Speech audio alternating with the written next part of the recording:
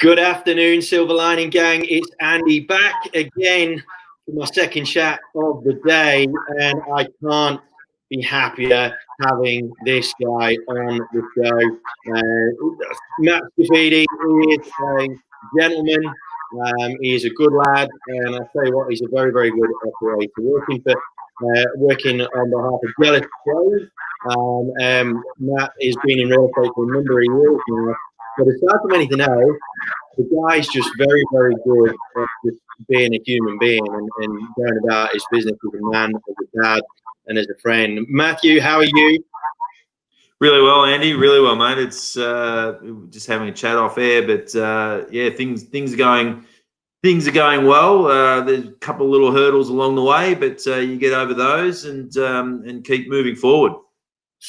Mate, that's what it's all about, right? This series of the Silver Lining is geared towards not the cloud, the corona cloud. It's all about eradicating the language, the bad language of just writing off the rest of 2020 and making sure that we make the most of it and actually stage as good a comeback as we possibly can. I know that you've actually ridden this corona wave really quite well. In my humble opinion, just looking from the outside in. How have you found the last few months and how they've transpired? Yeah, listen, it's been an interesting time, but over the last 12 or 13 years in real estate, I've had a few interesting times. I've had global financial crisis, had the Royal Commission. So, you have some ups and downs in real estate all the time, and in life for that matter. Obviously, the interesting thing with COVID is that it's affected everybody equally, and it doesn't matter whether you're watching a US news report or a UK news report. Everyone's reporting on the same thing, which is the first time I've seen that in my lifetime. I suppose prior to that, it would have been perhaps a world war or something like that. So it's been an interesting time, but I've been mindful the whole way through to stay focused on what is important, things I can control, I suppose. And I think that a lot of people I'm hearing and seeing are sort of making some excuses and what have you in regards to perhaps I've put on a few kilos or perhaps I need to put work on hold for the moment and spend time with my family. Well, you can do a little bit of both and everything to make sure that everything keeps ticking along. And I think that, I don't want to get political, but I think our government's done a pretty good job at stimulating as much as they possibly can and allowing people to stay in jobs and doing those things, which has allowed us to continue to operate. And what we're finding at the moment is that it's the relationships and the trust that has been built many years prior to this. So I was just at an appointment this morning. I saw them for the first time 8 years ago in May. So last month. So yeah, just over 8 months. 8 years ago. And we're going to list that house on Saturday. And they sort of this morning they were talking about a whole myriad of different things about subdividing their block and perhaps living in the front one, selling off the land, all that sort of thing. And basically at the end of the conversation, and it was because I felt that it was the right thing for them, they decided they're going to sell the whole property and we're going to help them try and find something else to move into. And coming out of that meeting, I sort of thought, well, there's a lot of agents that you see, or perhaps you don't see on social media at the moment that you were seeing prior, that sort of had the highlight reel up and everything else. And they've gone really quiet. And I just think that, people without a database, people without that link to community, people without that authenticity are going to really struggle in times like right now. But to be honest, business-wise, yes, it's been quieter, but it's been really high quality and it's been dealing with people that I really want to deal with. So that part of it's been exceptionally positive. Interesting how the first thing that you touched on there was that people are starting to, and it's really sad, but it's true. They're starting to use excuses like, spending more time. I'm spending more time with my family and so on and so forth. when realistically, part of the greater problem is that we weren't perhaps spending enough time with our families in the first place, right? One thing I've always respected and I've admired about you is your ability to balance these things. Was there ever I mean, I remember in one of our previous conversations many moons ago, you talked about that sort of tipping point where you were like, look, I've got to create a greater balance here. Can you just go through, tell us a bit more about that sort of conflict, that confrontation that you had with yourself when you were like, you hit the wall and you're like, yeah, I need to create this greater balance. Like, how did you compute that originally? Because I think moving forward, I think if we're going to achieve genuine success moving forward, and not just some sort of band-aid solution type success, I think balance is going to be. Listen, about 3 years ago, Andy, how did I communicate it? Well, it was communicated pretty frankly by my wife when she said, listen, we're on a holiday in Noosa, and she said, listen, you're not present. You're staying up too late. You're staying in bed too late the next day. You're not spending time with your family, and you spend so much time away during the working week and everything else. And when we're on holiday, we need you here. And you sort of always go into denial when someone sort of raises something like that. But when you go away and you have a think about it, you think, yeah, she's spot on and right. So as I said, that was 3 years ago, and I made a commitment then and there to get myself healthy and happy and well. Not that I was sick or there was no major issues, but there was just these things creeping up slowly, and they can creep up exceptionally slowly. And, you know, so since those 3 years, I've been to a couple of health retreats. I've adjusted diet. I drink less. I drink more water. I train more. And I think that these type times that we've been in of late, you know, you can easily fall back into past habits. And that's what I was really mindful of when, you know, I worked out that I was going to be in lockdown pretty much for 6 to 8 weeks. Wasn't going to be able to train, do all those sort of things, and I've since pretty much built a gym down in my garage, so I can continue to do that. And it's about putting things in place that you can control, as I mentioned before, and that's pretty much what I've done. I've said, listen, you know, I'm not going to be able to get to my trainer as much, all that sort of thing, so I need to be able to train at home. So put that in place. We've had Dave Stewart. How are you, mate?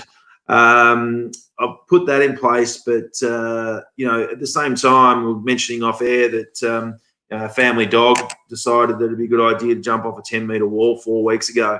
And for 4 weeks, I haven't slept in my bed. I've slept downstairs with him because he broke his back and he's had surgery.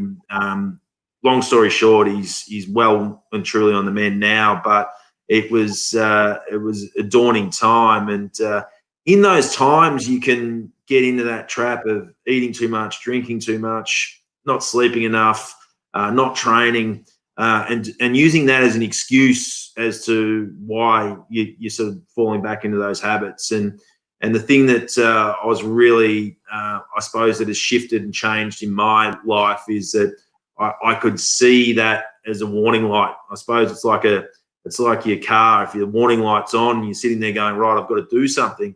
And that's what it was in my life, that I can head down a slippery path here. So I've got to do some things that I can control, and things like just working out with my wife when I can train, when she can train, when we can sort of keep things as sort of normal as possible. I'm sort of a little bit sick of the term the new normal. It's been overused to death, but I think you just got to adjust to what you're in right now and adapt. And that's what I've been saying to my team in regards to the real estate side of things as well, is we'll be judged on how quickly we can adjust and how quickly we can adapt. You know, we've sold 57 homes since March 24th when we couldn't do opens and we couldn't do auctions. And it's some interesting data comes out of that. And at the moment, I'm in lounge rooms, and I think I will be for at least the next month to 2 months. as much as I love to call auctions, I know that that's not in the best interest of some of my clients at the moment. And the best interest for them is to go a private sale. We've had a couple of results over the last couple of weeks that have had $68,000 and $45,000 differences between the winning bid and the next bid. So it sort of shows that at the moment, it's a bit of a volatile market, but you've got to be making sure that you're adapting and changing. And as I said, as much as I love getting out on a Saturday and calling auctions, I just know that's not the right thing for the clients right now. And you've got to do the right thing by the client at all times. That's the real crux of it, right? I think a lot of businesses maybe have taken advantage of their consumers over a certain period of time, and now the volume of consumers has got so dramatically. All of a sudden, there is a greater focus through nothing other than they've just got more time to focus on each consumer on a bit more of an individual basis. I think one thing that I've always had an issue with from a real estate point of view is trying to get consumers to work to your agenda as opposed to understanding the consumer's agenda and applying your knowledge to help them achieve what they want out of whatever their plans are.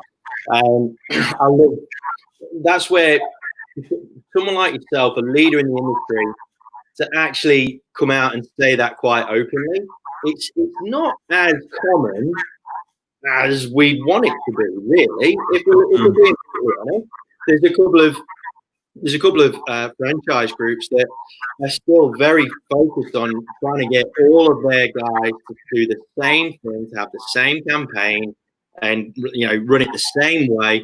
And if anything, if we've been taught anything by everything that's going on, is that, and it's the same within a team as it is within your consumer base.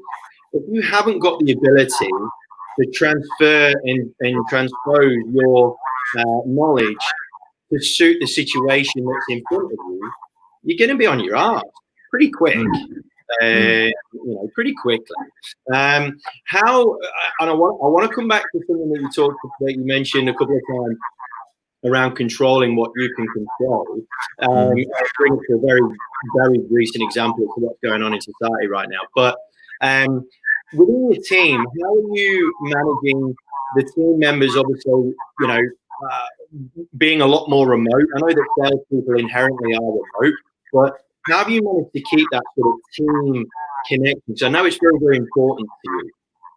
Yeah, it's been a learning curve a little bit, Andy, in the sense that there are different dynamics within any team, obviously, but different dynamics within the roles that people fulfill as well. An admin person is very reactive, and they want to be able to follow procedure and follow system. And at the end of the day, they're not the most proactive of people, and that's fine because that's just the way they're built and they're wired.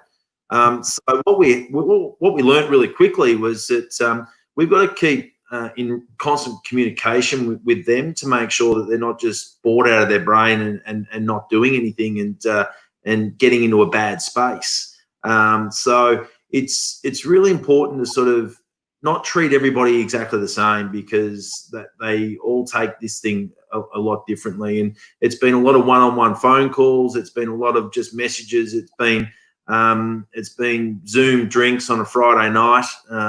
We did that for quite some time, and that was really good in the sense that you got to be able to sort of speak to people without sort of having any caps on or whatever. Just talk to them as people, see how they're going, see how they're coping or thriving or whatever they might be doing. But it was really important to us to make sure that they felt updated and kept in the loop of what was happening, and that's really important. We've got a friend that has lost her job after being with that company for 22 years, and that only happened last week. And you just sit there and you go, well, that's with JobKeeper and everything else. Like, the reason they didn't get JobKeeper with this business was that they haven't dropped 30%, so they're still they're still turning over a good amount. So, you know, the likes of JobKeeper and all those type of things, I said right from the beginning to my business partners that we've got to be on the front foot with our team, and we've got to be letting them know to speak to their mortgage provider, their car finance provider, all those type of things, not to put them into a state of panic about what was coming ahead, but more to get them prepared for it and make sure that they were best set to, again, control what they could control at that time, and make sure that they sort of got that 3-month or 6-month sort of grace period that they're probably going to need. You know, that was before JobKeeper sort of came into play. We've been really fortunate that we haven't had to sort of let anybody go, and that's been something that's been important to us.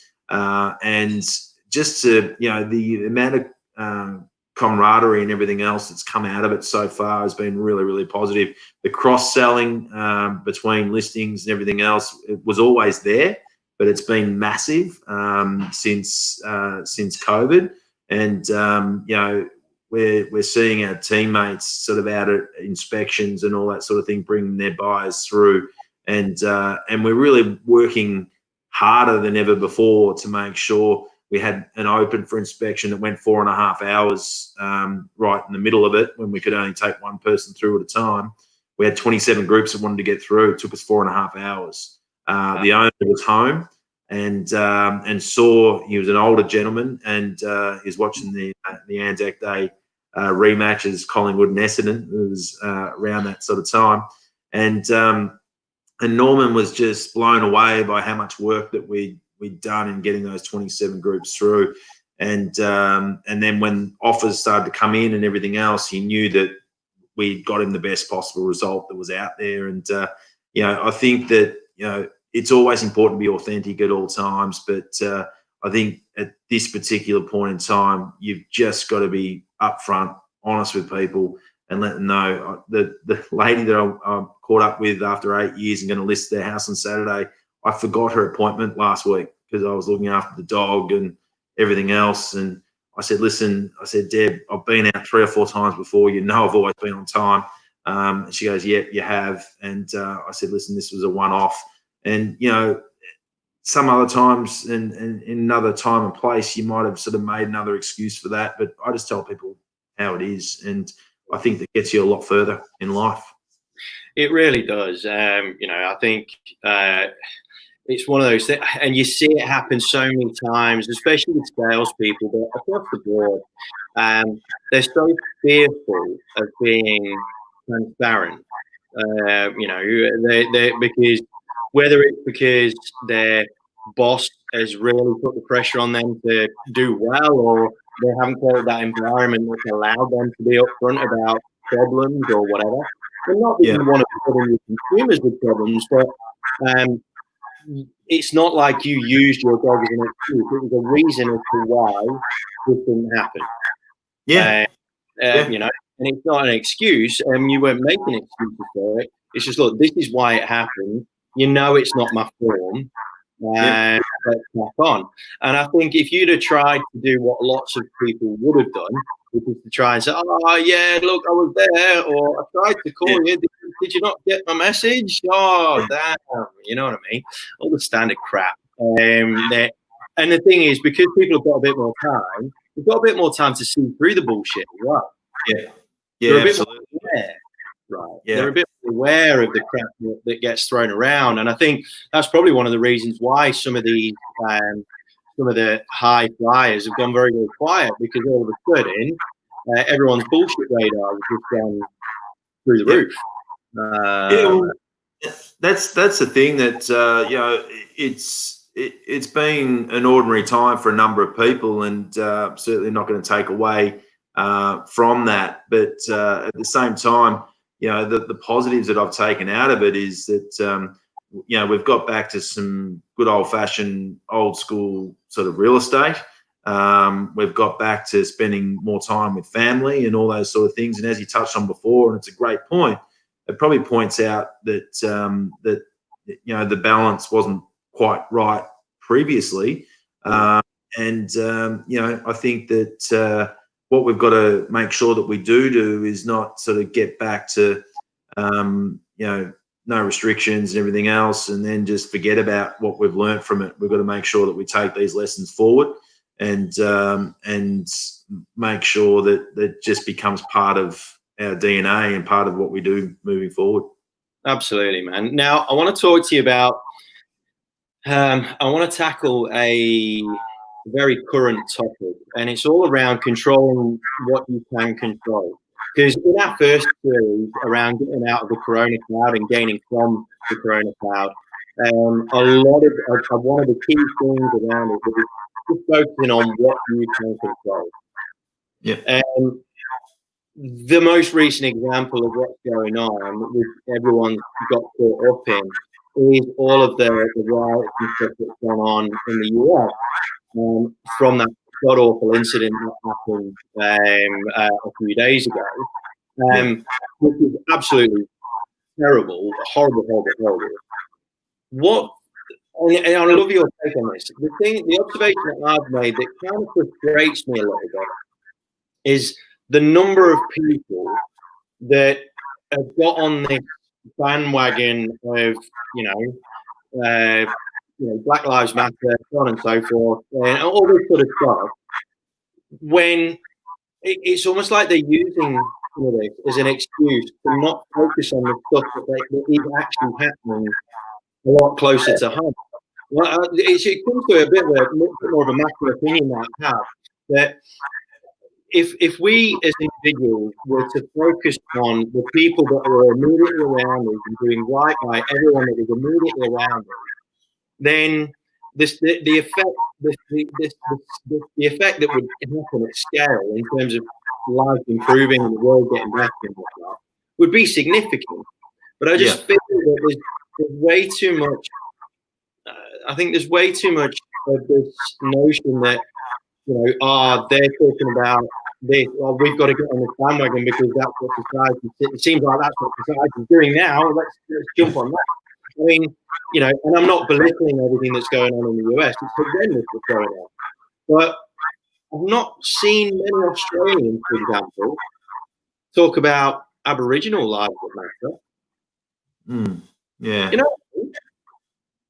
Yeah, I think you touched on it there, and it's about if you can be nicer and do better things for people that are directly around you, whether they're family, friends, work colleagues, etc., and actually take the time to listen, take the time to care, and take the time to get to know someone's story. Because one thing I have learned with being with 100 Words and being involved with those guys and men's suicide and all that sort of thing is that everyone has their story and everyone's battling their own battle. And whatever the issue that may be being thrown up by them at that particular time, 99% of the time isn't the real issue. No. There's other stuff going on behind the scenes. And I talk to my team quite regularly about we might have a couple selling that's divorcing, and someone may come to me and say, oh, he just ripped through me, and because we didn't have a pointer board out on the corner, and I sit down and I say, mate, this is a learning opportunity for you right now. It's got nothing to do with that pointer board not being there or being there on the corner. That's not going to help them sell the property or not sell the property. It's got everything to do with his wife of 20 years telling him she no longer loves him and wants him around, that he's going to see his children every second week and every second weekend, and that's it.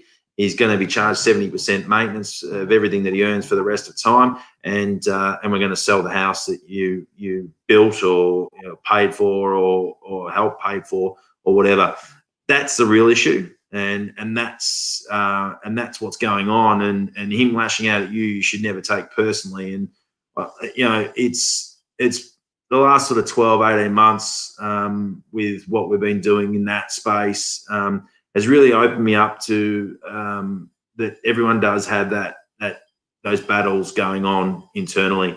And what we've got to do as professionals and salespeople and all that sort of thing is, and I had had a business coach years ago, and she used to say to me, "Listen, Matthew, your dog dies, you're sad, but you still go into the appointment and you do the appointment and you be professional and you get that done and you come back out and you be sad after that." And it sounds a little bit harsh, and I did think at the time that it was harsh, but it's actually quite true that, you know, you're going to have those things go on. And again, it's one of those things that you can control to say, well, I'm going to leave that there. I'm going to go and do this, and then I'm going to come back and I'm going to feel the way I feel there. And that's what people want you to do, and what they're paying you to do. People don't want best friends when they're selling their home. They want someone that's capable and is going to be able to do the job for them. And, you know, but you've got to be able to have a mindset that allows you to shift and change. And I do know that there are people out there that suffer anxiety and all that sort of thing, and they can't switch that on and switch that off. And I feel absolutely gutted for those type of people that have those issues, because it is something that just creeps up on you, and you got no control over. So, you know, it's about this whole thing. Like, you know, I was speaking to Craig Turton, 100 Words, a little while ago, and this COVID thing in Australia has been 1.4 or 1.5 deaths, I think, a day, probably less now. It was, because it's only up to 103. It was 97 then. And none of those deaths you want, absolutely not. But, you know, no one's talking about the 8 people in Australia that die of suicide every single day. And that will be spiking at this particular point in time, because people will be in situations where they're financially strapped. They've lost jobs. Their loved one has been with them for 6 to 8 weeks and decided that that's it. They can't do it anymore. There's going to be so many issues and all those type of things that need to be addressed. So we've got to all care more about not just ourselves. And that's the thing that really shits me about our industry. It is so self-centered. And I've been as guilty of that as anyone else in my earlier days, absolutely. But I think you get to a stage where you learn a little bit more as you get older and take on a little bit more. And that's the thing, mate, that we've just got to care more about the people around us in our sphere. And I agree with you. You can have sort of wanting to help people and further afield and all that sort of thing, but start at home. Start what's around you. Couldn't that, and I'm so glad that I set you off on that tangent, because you're absolutely, what you said just now absolutely encapsulates everything that I really would love this show to be. It really, and I'm not saying that social media is to blame. At the end of the day, social media is just a tool. It's how people use it that's the problem. But pandering to popular opinion and popular belief, and you know, putting this crap on that they've got no. I mean, if anything, it kind of takes a mickey that a white guy living in the middle of Melbourne that's never been to America before, that, you know, and she starts getting on this bandwagon about, you know, when are we get? It's not that, not going to change anything for the better. Yeah. We are much better served as a society, as a community, as individuals, by focusing. This is a self-centered piece, but focusing on the people that we have actual connections with. There's just way too much pandering to the greater good. We need to change the world. You ain't going to be able to change the world. You need to change. You can do that. Yeah, I was good. Sorry to interrupt. I was just to say you can, and I think a lot of people do that because they don't need to show any vulnerability to do so. Yeah. You know, it's, you know, you've got to be able to, if you're in a cause, you've got to be able to show some vulnerability at times. And you know, I've got a business partner that said I needed to show more vulnerability over time. I shared something with our team at the beginning of this COVID thing about, you know, having a couple of crap days in a row and you know, feeling like garbage, and being able to turn that round, and just sharing that with them in the sense of we're all in this together, and we'll all get through it together.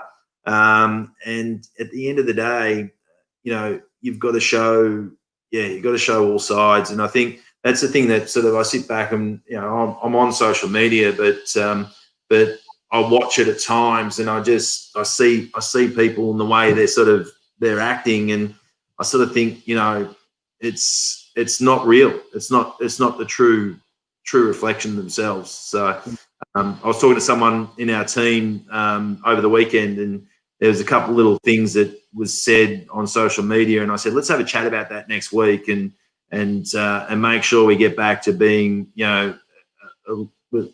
dealing with showing humility, but also being humble as well, and doing things the right way, and always sort of serving the client, and that's what we're there to do. It's not about serving ourselves. We get the right results and everything else, then that'll all speak volumes for what you do. But it's about being able to actually understand someone's journey and be able to guide them through. That's our job. Absolutely, man. I think within the real estate space, all of us at times have been guilty of trying to please the masses too much, when the people that we've actually got connections with are the ones we really need to focus on. And I just hope and wish that, like I said, the balance between family and work and life and business and all the rest of it does need to be addressed. I think the priority needs to be, though, around how can we help our immediate sphere? How can we help our community? There's just way too much in real estate and beyond. Way too much. Like, how can we help this many people when you can't? Exactly. That's probably my biggest failing. Is I always used to get worried that if I put a video out there or a message or something and it didn't impact like hundreds or thousands of people, then it was a fail. Whereas realistically, if you help one person a day or whatever, then you're going to impact the world in a much greater, more meaningful sense. And it's the same in business, right? If you can impact that one customer to a much greater degree than trying to spread yourself thin over 7 or 8 or whatever, then the impact of that moving forward is going to be way more significant, right? Absolutely, and that's the thing. I mean, at the end of the day, people, if they like and trust you, will work with you, will deal with you. But you burn. I work in a very small area, and I always say to people when they say, "Well, why you?" I say, "Well, Matthew," I'd say, "Andy." Well, put it this way: I work in Mitcham. I live in Mitcham. My kids go to school in the local area. I'm going to be here for a very, very long time. I'm not here to burn anybody, because it's going to come back to me tenfold if I do. And it's just, I'm here to try and do the best job I possibly can. And I think that's sometimes especially young agents and young people for that matter, I think they don't understand what a successful day looks like, or a successful month. And it's, if they have no idea or concept of what that looks like, then they really struggle. And we've had a couple of young guys in our team sort of struggle throughout this process because they weren't quite sure what a successful day looked like in COVID-19, being at home and working. And so you've got to sit down and spend that little bit more time with that person to make sure that they are across it, and know that, okay, well, if I've made those calls and I've written those cards and I've connected with those people and helped those people out, then I've had a successful week. And it's too much in sales and real estate. It's always about listings and sales, which is important, absolutely. But that's the byproduct of all the good work that goes in earlier. And as I said earlier, without a decent database, the agents that don't have a a decent database right now, because at the end of the day, they're the ones that are going to be massively struggling. So, absolutely, 100%, 100%. I could not agree more. The whole thing around GCI and so on and so forth has all of a sudden now it's been superseded by, right, how many people have you connected with? How many, and because they've been forced to do that, because GCI is almost really ground to a halt in a number of businesses. So it has. It has, but funnily enough, we've had a couple of our team members have their best months ever throughout this pandemic as well. So it goes to show it's like anything in sales, whether it be real estate or whatever it may be. It's what you did 60, 90 days ago that gets you your results today, and that's the learning that they can come away with and go, well, I'm bulletproof if I'm doing the right thing 60 to 90 days out all the time. And, doing my prospecting, talking to people, connecting, not just doing the wanky real estate thing and just ring, do you want to sell? It's like, g'day, how are you? How are things going? How's the family? How's homeschooling? And people actually have got time to talk to you right now. And you can actually connect with people on a much better level. And they'll let you know if they're interested in doing something. But they really want to know what's going on in the market when there's these turbulent times, and if you can guide them in the right direction, then they remember that further down the track. So, and yeah. I think the key thing that you said there is the results are a byproduct of doing the right things consistently over a period of time. You don't just magically get missing. You have to put in the prep reps. You have to put in countless reps in order to get there, right? And I'm hoping. The picture I always had in my head when I was frontline sales, because I lived and worked in the same area and same as yourself. It was always, for some reason, I had this daft picture in the back of my head of getting a tomato splashed into the back of my head at cold. And then that was the only thing that I needed to motivate me to make sure I was doing the right thing by everyone, because I just did not want a tomato planted on the back of my head. And realistic, and that's where I think a lot of people need to create that little bit of greater awareness that even though within your little bubble, within your little business, your revenue might be ticking over, but the resentment towards you may lead to a much greater impact down the track. So, mate, I've really enjoyed this chat, and I know that we could talk for ages. I understand that you're a busy guy as well. Mate, moving forward, if there was a couple of things that you could say to people about gaining and creating a comeback through the rest of 2020, what would they be, and how can you foresee people actually getting success out of the rest of this year? Well, I think I saw a really cool video that Nike produced recently about comeback. And something along the lines of, the comeback's always greater than the setback. And it was some really cool sporting stuff. And, it's probably because I haven't had any sport for quite some time now that it got to me. But I think that what we've got to keep in mind is that in the first 6 months of 2020, let's face it, it's been a crap year, right?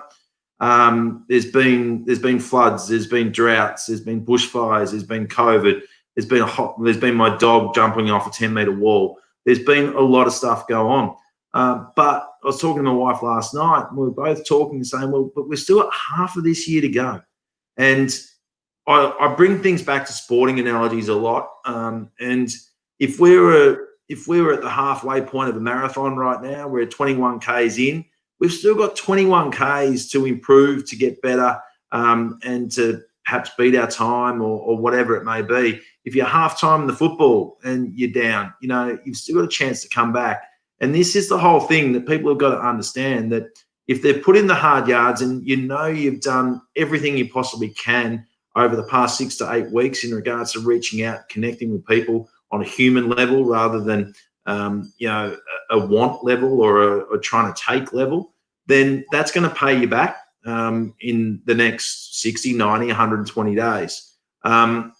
So my biggest thing and my biggest message would be, don't write 2020 off. There's still plenty of 2020 to go.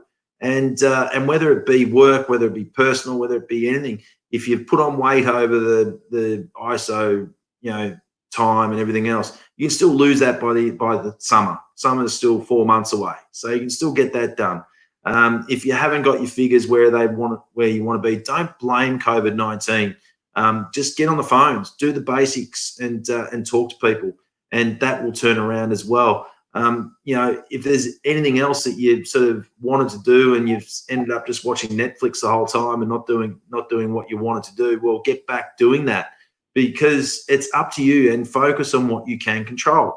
I can't control what's going on in the States right now. I can't control what's going on around the world or in Australia for that matter. What I can control is the people in my sphere, making sure that I keep negativity out and toxic people away, and just focus on those people that count, that matter.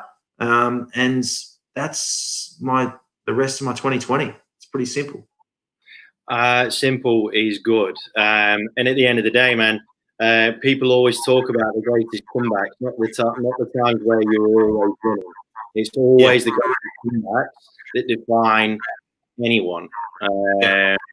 So, mate, thank you so much for your time, your wisdom, and just awareness about everything. I'll always enjoy spending time with you, my man. Thank you so much. No worries. Get through that lockdown there, mate, and go from there. Mate, I'm suffering here in Crown. Yeah. But as I said in your Instagram story today, mate, burpees will set you free. Burpees will probably make me burp, and but we'll get there. Mate, thank you for joining us, man, on the Silver Lining. We've got James and Solar later on today, but for now, Matthew Scafidi, thank you so much, man, and all the best for your pup, and all the best for the rest of the year. Thanks, mate. Talk soon. Take care. Yeah, mate. Bye.